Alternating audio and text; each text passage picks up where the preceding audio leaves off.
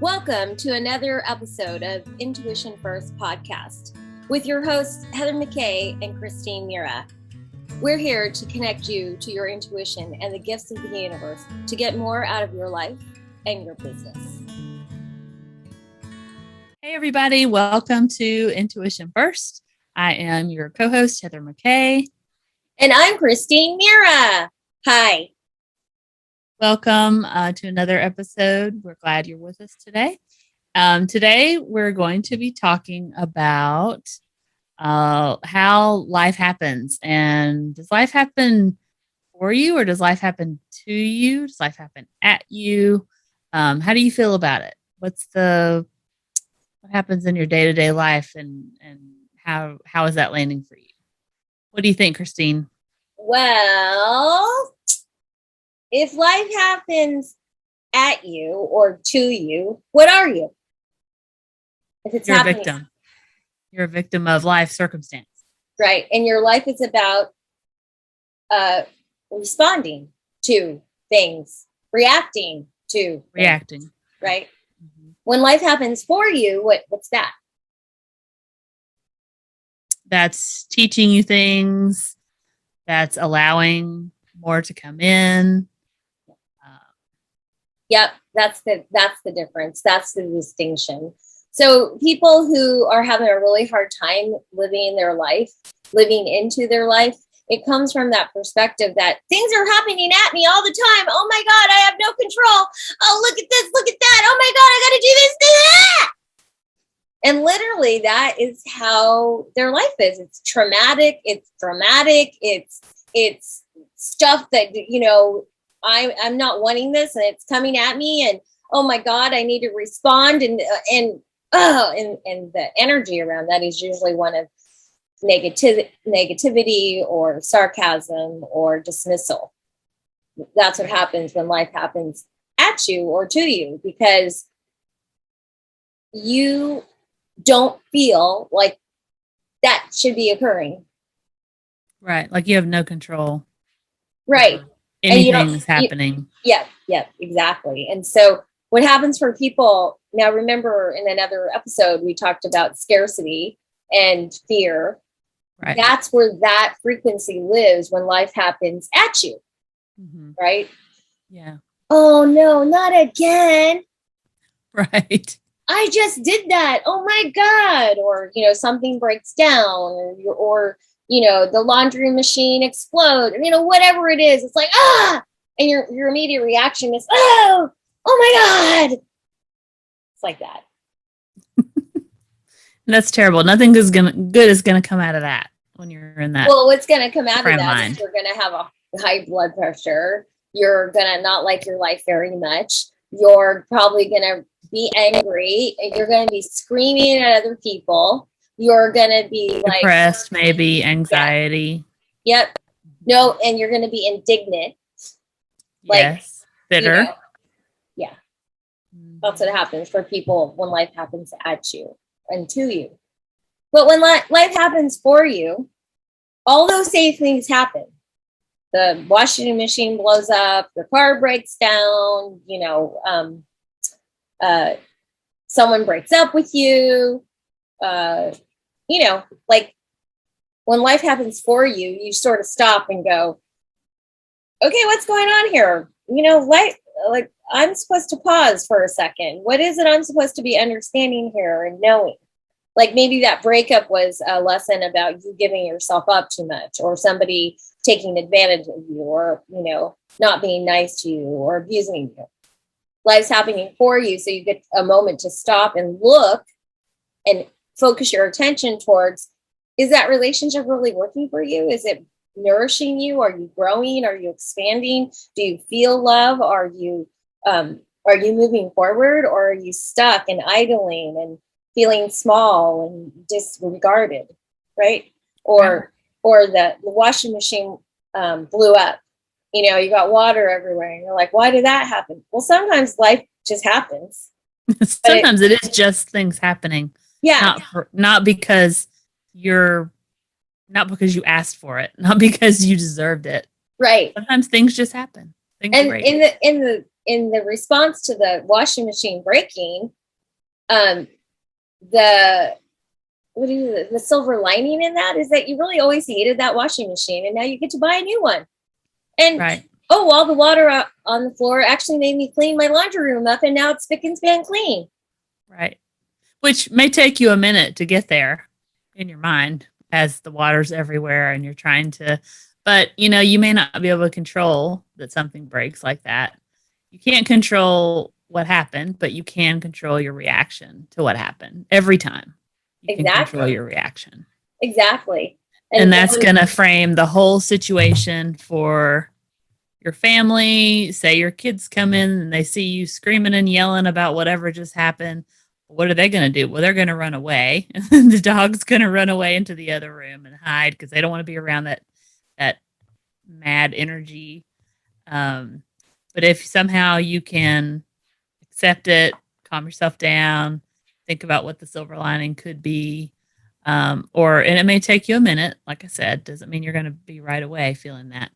But they're going to see that just because something breaks or goes wrong, it does not mean you have to freak out, right?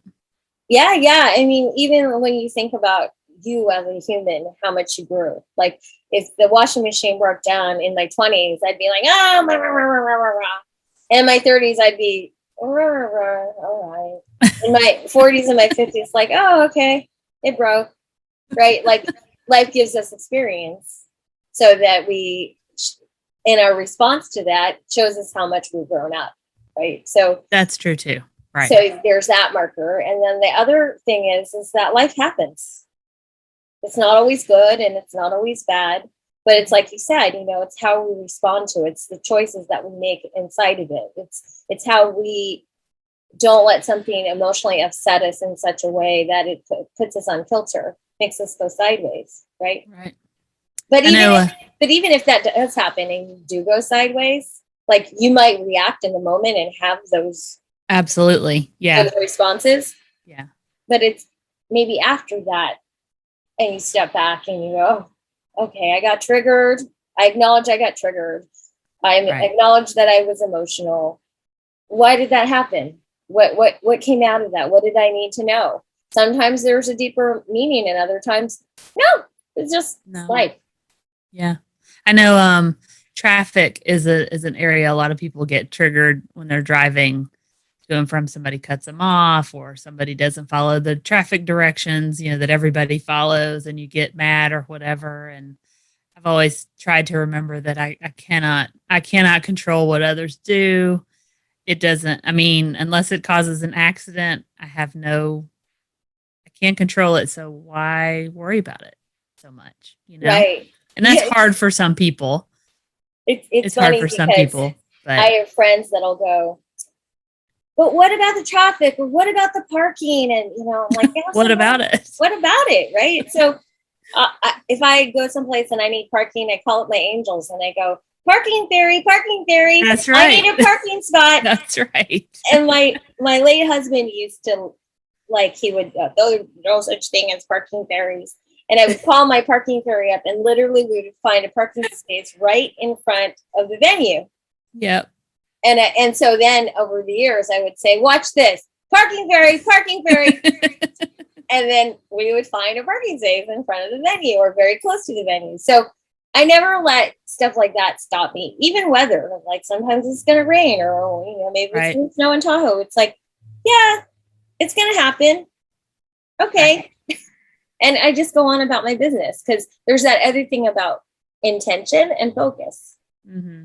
And when you think about that instead of all the peripheral things, oh my gosh, you actually get to do the thing you focused on. Right. And not worry about the random thing that you didn't even know was going to happen before it even happens. Yeah. Oh, the traffic will be this or that, or the weather will be this or that, or. And that's another example of prosperity and scarcity mindset. When you think about the external things that could or possibly maybe, I don't know, versus, oh, I want to do that. Right. Right. And you're living in the future that hasn't even happened. Right. You're not living in the present. You're not being in the present. Right. Doing what you want to do, being with the people you love or who you want to be with. Yeah.